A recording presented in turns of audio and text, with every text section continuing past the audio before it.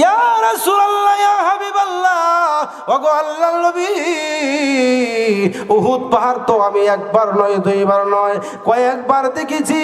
আল্লাহর নবী তখন ডাক দিয়া বলে, সাহাবীরে, সমস্ত উহুদ পাহাড়টা যদি এক পাল্লায় রাখা হয়, অপর দিকে যদি আমার গুনাহগার উম্মতের তিলাওয়াতের একটা হরফের সওয়াব লেখা হয়, উহুদ পাহাড়ের চাইতে লক্ষ লক্ষ কোটি কোটি গুণ বেশি আমার উম্মতের তিলাওয়াতের একটা হরফের সওয়াবের ওজন বাড়ি হয়ে যাবে। আরো জোরে গান। আল্লাহর গো আলিম যার নাম ছিল ইমাম গাজ্জালী রাহমাতুল্লাহি আলাইহি, তিনি একদিন কলমের সাহায্যে কিছু লিখতেছিলেন। হঠাৎ করে কলমের নিবের মাথায় একটা মাছি এসে বসে গেল। আল্লাহর ওলি তখন লেখা বন্ধ করে দিয়েছে, তিনি আর লেখে না। তিনির উদ্দেশ্য হইল, যেহেতু কলমের মাথায়, কলমের নিবের মাথায় একটা মাছি বসে গিয়েছে, অবশ্যই কারণ আছে। জোরে কোন ঠিক কিনা? আল্লাহর ওলি লেখা বন্ধ করে দিয়েছে, আর লেখে নাই। লেখা বন্ধ করে দিয়েছে, তিনি আর লেখে নাই। একটু অপেক্ষা করলেন। পাশে একজন বসা ছিলেন, জিজ্ঞাসা করলেন, হুজুর লেখা বন্ধ করে দিলেন কেন? হঠাৎ করে লেখা বন্ধ করে দিলেন। আল্লাহর ওলি তখন ডাক দিয়া বলে, জবাব দিয়া বলে, আমি যখন লেখা শুরু করে দিলাম, লেখা আরম্ভ করে দিয়েছি, হঠাৎ করে আল্লাহর একটা মাখলুক, একটা মাছি এসে আমার কলমের নিবের মাথায় বসে গিয়েছে। আমি তাকে এই জন্যই সময় দিয়েছি, আমার মনে হয় এই মাছিটা বড় ক্ষুধার্ত, বড় পেটে খিদা, পানির পিপাসাত অবস্থায় আছে, এই জন্য কলমের নিবের মাথায় বসেছি কালি পান করার জন্য। এই জন্য আমি ইমাম গাজ্জালী লেখা বন্ধ করে দিয়েছি। একমাত্র লেখা বন্ধ করে দিয়েছি যাতে করে পিপাসার্ত মাছিটি কালি পান করতে পারে।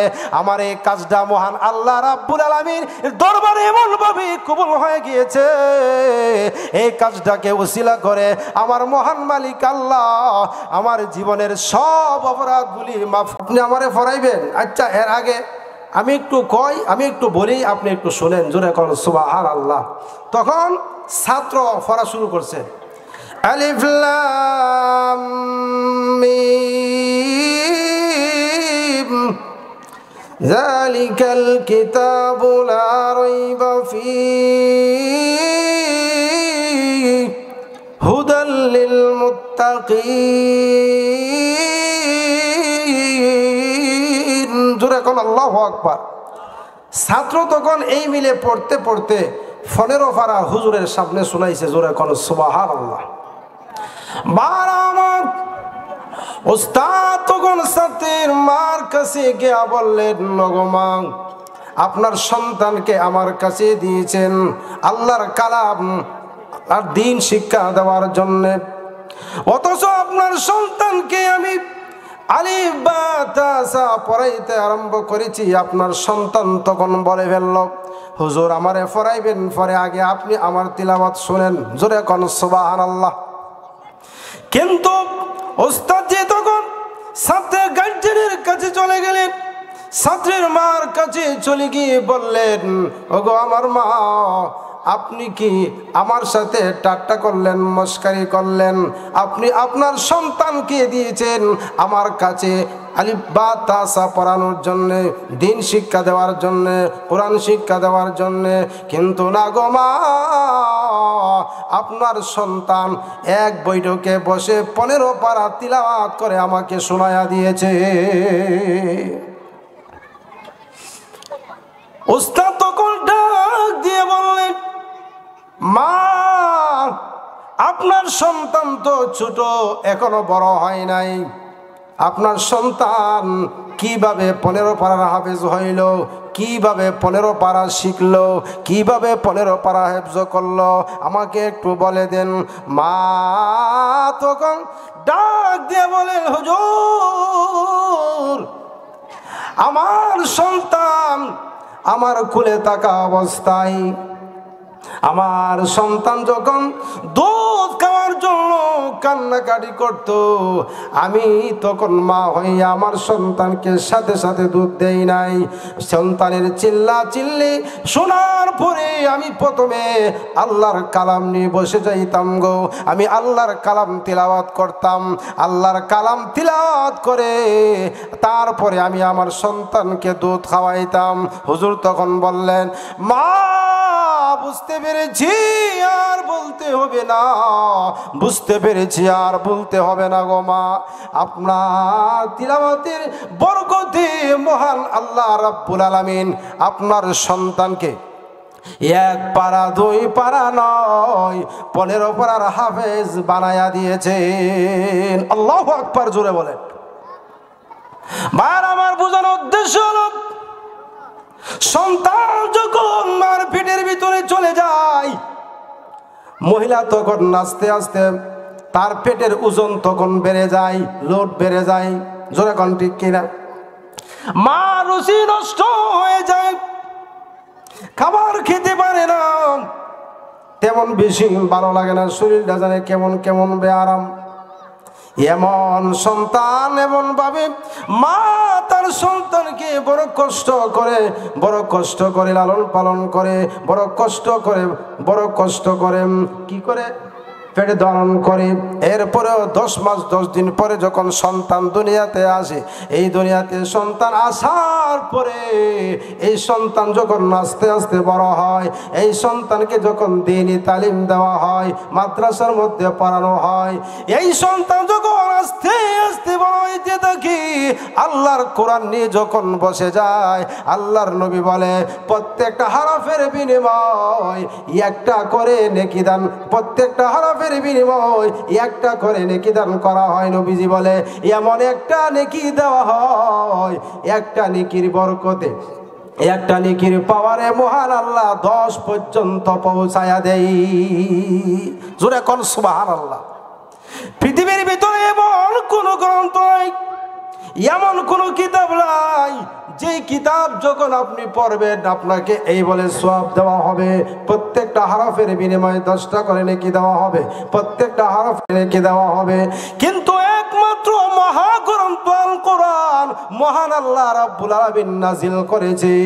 এই কোরআন যারা পড়বে, দাঁড়ায়া পড়ুক, বসে পড়ুক, শোয়া পড়ুক, নামাজে পড়ুক, শুয়ে পড়ুক, বসে পড়ুক, রাস্তাঘাটে চলাফেরা অবস্থায় পড়ুক, আল্লাহর নবী বিশ্ব নবী রাহমাতুল লিল আলামিন বলেন, এই কোরআন যদিও তুমি তিলাওয়াত করো, যদিও তুমি পড়ো, এরপরে প্রত্যেকটা হরফের বিনিময় মহান আল্লাহ রাব্বুল আলামিন 10টা করে নেকি দান করা হবে। জোরে কোন সুবহানাল্লাহ। যারা হাফেজ হয়ে গেছে, যারা রানিং চলতেছে, মাদ্রাসায় ভর্তি হয়েছে, কিয়ামতের মাঠ যেদিন কায়েম হয়ে যাবে, হাসরের মাঠ যেদিন কায়েম হয়ে যাবে, মহান আল্লাহ রাব্বুল আলামিন আলেমের হাফেজে কোরআনের মা বাবাকে নূরের মুকুট পরানো হবে। এটা সাধারণ কোনো নূরের মুকুট নয়, এটা সাধারণ কোনো নূরের মুকুট নয়। আল্লাহর নবী রাহমাতুল লিল আলামিন বলেন, এটা এমন একটি নূরের মুকুট যেই মুকুটটা সূর্যের আলোর চাইতেও 1000 গুণ বেশি। জোরে কোন সুবহানাল্লাহ। এমন মুকুট পরানো হবে, এমন মুকুট পরানো হবে, এমন নূরের মুকুট তার মাথায় দেওয়া হবে হাফেজ কোরআনের মা বাবাকে। তাহলে এখন চিন্তা করে দেখেন, যেই ছেলেটা, যেই ছাত্রটা 3, 4, 5 বছর 6 বছর সময় লাগায়া আল্লাহর কোরআন মুখস্থ করেছে, আল্লাহর কোরআন হেফজ করেছে, তারে হাসরের মাঠে কি পরিমাণ সওয়াব দেওয়া হবে, কি পরিমাণ মর্যাদা দেওয়া হবে, কি পরিমাণ ইজ্জত আর সম্মান দেওয়া হবে। জোরে কোন সুবহানাল্লাহ। হাফেজ কোরআনের দাম আছে না নাই? আরো জোরে কোন। হাফেজ কোরআনের দাম কি পরিমাণ আছে? বহুত আছে। কিন্তু আমরা আমাদের সন্তানদেরকে মাদ্রাসায় দিতে চাই না, আমরা আমাদের সন্তানদেরকে কলেজে দেয়া দেই, ইউনিভার্সিটিতে দেয়া দেই। আহা দেন, সময় মতো দেন। এর প্রাথমিক যে অবস্থা, প্রাথমিক যে শিক্ষাটা, সেই শিক্ষাটা হচ্ছে আল্লাহর কোরআন তালিম দেওয়া, আল্লাহর কোরআন শিক্ষা দেওয়া। এটা মা বাবার দায়িত্ব। জোরে কোন সুবহানাল্লাহ। কিন্তু আমরা আমাদের সন্তানদেরকে প্রথমে আমরা কিন্ডারগার্টেনে দিয়ে দেই, ভার্সিটি দিয়ে দেই। জোরে কোন ঠিক না? এই জন্য প্রত্যেকের কাছে অনুরোধ থাকবে, আমরা যেন আমাদের প্রত্যেকটা সন্তানগুলিকে আমরা যেন মাদ্রাসায় দিতে পারি, এই নুরুল কোরআন মাদ্রাসায় দিতে পারি। অন্তত 5টা ছেলে আছে, 3টা ছেলে আছে, 2টা ছেলে আছে, 1টা ছেলে আছে, কমসে কম অন্তত একটা ছেলেরে হাফেজ বানান, একটা ছেলেরে আলেম বানান। রাজি আছি না ইনশাআল্লাহ? আল্লাহ তাআলা আমাদের সকলকে হাফেজে কোরআনের মা হয়ে, হাফেজে কোরআনের বাবা হয়ে, আলেমের মা হয়ে, আলেমের বাবা হয়ে কবরে যাওয়ার তৌফিক দান করুক, বলেন আমিন। তাহলে যেই কথাটা বলতেছিলাম, এই কোরআন নিয়ে আজকে বড়, ইসলাম নিয়ে আজকে বড় চিনিমিনি, ইসলাম নিয়ে আজকে বড় বাটপারি, ইসলাম নিয়ে আজকে বড় টাউটারি, জোরে কোন ঠিক কিনা? এই জন্যে এমন মানুষ ছিল পরবর্তীতে এমনও কথা মুখ দিয়ে উচ্চারণ করেছিল, এমনও কথা বের করেছিল যে ইসলাম এই দেশে আর থাকার অনুমতি নাই। এমন মানুষ ছিল কি ছিল না? কিন্তু আমি বলতে চাই, ইসলাম না তোমার বাপের বাড়ির খেলার তামাশা না, জোরে কোন ঠিক কিনা? ইসলাম না তোমার বাপের বাড়ির দাদার বাড়ির জিনিস নয়। এটা এমন একটা বিষয়, এমন একটা বস্তু, যেই বস্তুর হিসাব, যেই বস্তুর দায়িত্ব আল্লাহ গ্রহণ করছে, এই ব্যাপারে কথা বললে হিসাব করে কথা বলা উচিত। জোরে কোন ঠিক কিনা? আরো জোরে কোন। ভাইরা আমার, আল্লাহ নবী, বিশ্ব নবী রাহমাতুল লিল আলামিনের জমানায় নবীজি বিশ্ব নবী রাহমাতুল লিল আলামিন বলেন, হযরতে ওমর রাদিয়াল্লাহু তাআলা আনহুর জমানায় কি হয়েছিল? একজন গান গাইতো, গান গাইতে গাইতে এমন অবস্থা হয়ে গেছে, হযরতে ওমর ফারুক রাদিয়াল্লাহু তাআলা আনহুর জমানায় গায়ক ছিল, সে এমন ভাবে গান গাইতে আরম্ভ করেছে। তৎকালীন সময় হযরতে ওমরের জমানায় গান গাওয়া নিষিদ্ধ করে দেওয়া হয়েছিল, গান গাওয়া যাবে না, গান গাওয়া বন্ধ হয়ে যাবে। কিন্তু লোকটা গান গাওয়া হারাম মনে করে মনে মনে গান গাইতে আরম্ভ করলো, এমনকি লোকায় লোকায় গান গাইতে আরম্ভ করলো। লোকটার গান যারা শুনতো, লোকটারে কিছু হাদিয়া তুহা দিত। এইভাবে তার জীবন চলছে, সামনের দিকে যাচ্ছে। কিন্তু এক সময় দেওয়া যা, গলার আর আওয়াজ নাই, গলার আওয়াজ শ্রুতিমধুর আওয়াজ নষ্ট হয়ে গেছে, গলার আওয়াজ তেমন বেশি ভালো না, এখন টান দিলে বে বে বে বে করে। তখন যারা শ্রোতা তারা কেউ দূর এটার কি গানছে, এটার নাম লেবার আসিল, যেরকম ঠিক না? তাহলে এই ব্যক্তি গান গাইতে গাইতে তার বয়স থেকে, তার জীবন থেকে 70টা বছর কাটায় দিছে। এইভাবে চলতে চলতে যাইতে যাইতে এমন এক পর্যায়ে গেছে, এখন গলার কন্ডিশন তেমন বেশি ভালো না, টান দিলে আর মজা লাগে না, আর ভালো লাগে না। তখন শেষ বলে জান্নাতুল বাকির পিছনে গিয়া চোখের পানি চাইরা আল্লাহর কাছে বলে, প্রভু, হ্যাঁ প্রভু, সত্যি তোমার নাম রহমান, সত্যি তোমার নাম গাফফার, তুমি তো আহকামুল হাকিমিন, তুমি তো রব্বুল আলামিন, তুমি তো আমাকে যৌবন দিয়েছিলা, কিন্তু এমন সময় আমি আমার সময়টারে গুরুত্ব দিলাম না, পাত্তাই দিলাম না, তোমাকে আল্লাহ বলে ডাক দিলাম না, অথচ আমার বয়সের জিন্দেগি শেষ, আমার সময় শেষ হয়ে গিয়েছে। প্রভু, এখন আমি বুড়া হয়ে গেছি, জান্নাতুল বাকির পিছনে এসে বসে পড়েছি। প্রভু গো, আজকে যদি তুমি আমাকে সাহায্য না করো, আমার কিন্তু জাহান্নামে যাওয়া ছাড়া কোনো উপায় নাই। আল্লাহ রাব্বুল আলামিন হযরতে ওমর রাদিয়াল্লাহু আনহুকে পাঠাইলেন, ওমর রে, যাও জান্নাতুল বাকির পিছনে যাও, গিয়া দেখবা আমার একটা বুড়া বান্দা, আমার একটা বুড়া বান্দা আল্লাহ আল্লাহ বলে আমাকে ডাকতেছে, আমাকে স্মরণ করতেছে, যাও গিয়া তুমি তাকে সাহায্য করো। জোরে কোন আল্লাহু আকবার। যেই মাত্র হযরতে ওমর রাদিয়াল্লাহু আনহু এই লোকটার কাছে গেলেন, যেই মাত্র লোকটার কাছে গেলেন, লোকটা তখন হযরতে ওমরকে দেখলেন, দেখার পরে পালাইতে আরম্ভ করলেন, দৌড়াইতে আরম্ভ করলেন। আল্লাহ নবীর সাহাবী হযরতে ওমর তখন ডাক দিয়া বললেন, ও মুরব্বি দাঁড়াও, আমি তোমাকে ধরার জন্য আসি নাই, আমি তোমাকে পাকড়াও করার জন্য আসি নাই, আমি তোমাকে গ্রেফতার করার জন্য আসি নাই, আমাকে একজন পাঠাইছে, তুমি দাঁড়ায়া যাও। এমনি বুড়া লোকটা দাঁড়ায়া গেল, এমনি পিছনের দিকে গাড় মোড়ায়া তাকায়, তাকানোর পরে হযরতে ওমর রাদিয়াল্লাহু তাআলা আনহু বললেন, দাঁড়াও। লোকটা তখন বলল, কে পাঠাইছে তোমাকে, কে পাঠাইছে? আল্লাহর নবী সাহাবী তখন ডাক দেয়া বলেন, ও বুড়া বাবা, তুমি এতক্ষণ পর্যন্ত যার সাথে কথা বলা আরম্ভ করেছিলে, তোমার মহান মালিক, আমার মহান মালিক আল্লাহ আমাকে পাঠাইয়া দিয়েছে তোমার সাথে সাক্ষাৎ করার জন্য। আল্লাহু আকবার, জোরে বলেন। যেই মাত্র হযরতে ওমর রাদিয়াল্লাহু আনহু এই বুড়া লোকটার কাছে গিয়েছে, বুড়া লোকটা তখন বলেন, কেন আমার কাছে আসছেন? হযরত ওমর ফারুক রাদিয়াল্লাহু তাআলা আনহু বলে, মহান আল্লাহ আমাকে পাঠাইয়া দিয়েছে তোমাকে সাহায্য করার জন্য, তোমাকে একটু সহযোগিতা করার জন্য, তোমাকে হেল্প করার জন্য। যেই মাত্র আল্লাহর নবী সাহাবী হযরত ওমর রাদিয়াল্লাহু তাআলা আনহু এই কথা বললেন, বুড়া লোকটা তখন দুই হাত তুলে চোখের পানি ছেড়ে দিয়া কান্দে আর বলে, প্রভু গো, আমার জীবন থেকে একটা দিন দুইটা দিন নয়, 1 বছর আর 2 বছর নয় গো, 70টা বছর অতিবাহিত করেছি, 70টা বছর আমার জীবন থেকে অতিবাহিত করেছি। প্রভু, আজকে আমি শেষবারের মতো পৃথিবী থেকে মনে হয় বিদায় হয়ে যাব, আর মনে হয় বাঁচবো না, আমি মনে হয় পৃথিবীর জীবন থেকে অতিবাহিত হয়ে যাব শেষবারের মুহূর্তে। এরপর আমি মহান আল্লাহ রাব্বুল আলামিনের কাছে, আমি মহান, আমি বুড়া হইয়া আপনার কাছে 2 হাত তুলে যে চোখের পানি ছেড়ে দিয়ে কান্না করলাম, প্রভু তোমার তো জানার বাকি নাই, দয়া করে মেহেরবানি করি আমার জিন্দেগির সব গুনাহগুলি মাফ করে দাও। জোরে কর আল্লাহু আকবার।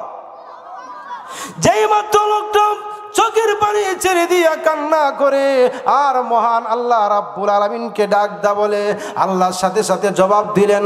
আর তখন বান্দাকে ডাক দিয়ে বললেন, বান্দারে তুই কেন চোখের পানি ছেড়ে দিলি?